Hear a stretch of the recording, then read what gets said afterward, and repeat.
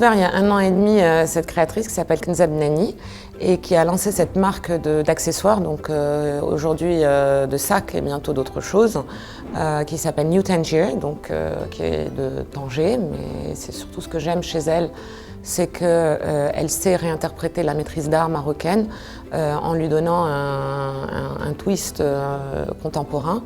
J'ai choisi aussi parce qu'aujourd'hui elle est là pendant 10 jours dans ce pop-up store qu'elle a créé dans cet espace et elle présente sa collection actuelle. Déjà, je suis flattée qu'on me compare à elle parce que j'aimerais déjà la rencontrer elle et discuter avec elle, mais moi je pense pas que je suis à son niveau du tout, vraiment pas, mais merci. Il y a plein de talents en fait. Je pourrais pas tous les citer parce que par exemple il y a Yassine Moulabid qui est très intéressant dans ce qu'il fait. Lui est connu aujourd'hui. Alors c'est sûr que certains sont plus confirmés, comme par exemple aussi Saïd Marouf.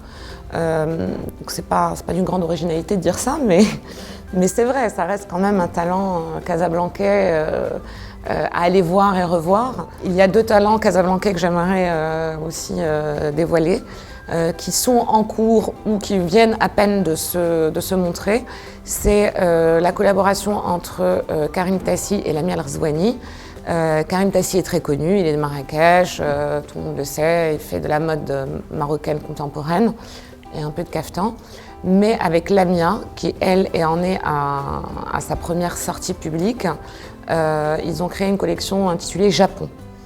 Alors bon, tout le monde n'est pas forcément fan de ce qu'ils ont fait, mais pourtant quand on va au showroom et qu'on regarde en détail, les tissus sont superbes, les finitions sont superbes. Cette inspiration japonaise avec vraiment une touche marocaine qui va être ce qu'on appelle mlakia ou qui va être randa, ce genre de choses est absolument exceptionnel.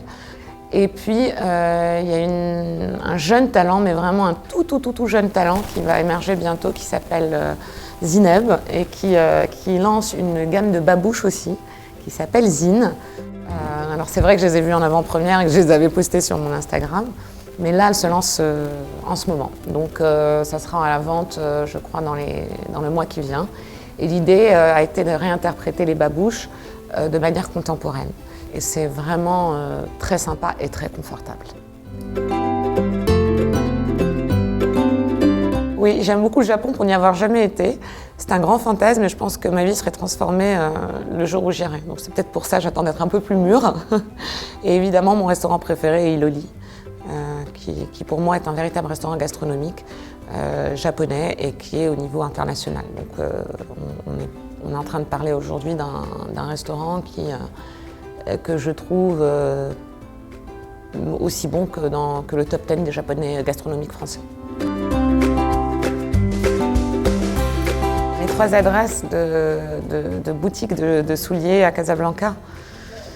Je vais en citer 3, pour en citer 3, mais il y en a plus. D'abord, j'adore The Private parce qu'ils ont comme marque que j'aime beaucoup, ils ont Aperlai par exemple, ils ont N21. Donc N21, c'est la marque un peu collective d'Alessandro Dell'Acqua que je trouve absolument fantastique. Après, il y a Chic Avenue, dans laquelle il représente Sophia Webster et il représente aussi une marque que moi j'adore parce que c'est un ami. La marque s'appelle Giannico, d'un jeune qui s'appelle Nicola Beretta, qui habite à Milan et qui a aujourd'hui, je crois, 19 ans ou 20 ans, max. Déniché par Vogue, aimé et adoubé par Anna Wintour. Et donc, ils ont importé cette marque, donc je trouve qu'ils sont quand même vachement à la pointe. Ils ont aussi Chiara Ferragni pour les gens que ça amuse. Même moi, ça m'a amusé, j'en ai acheté aussi. Et puis la 3e boutique, c'est Intemporel, parce qu'elle a Aqua Azzurra.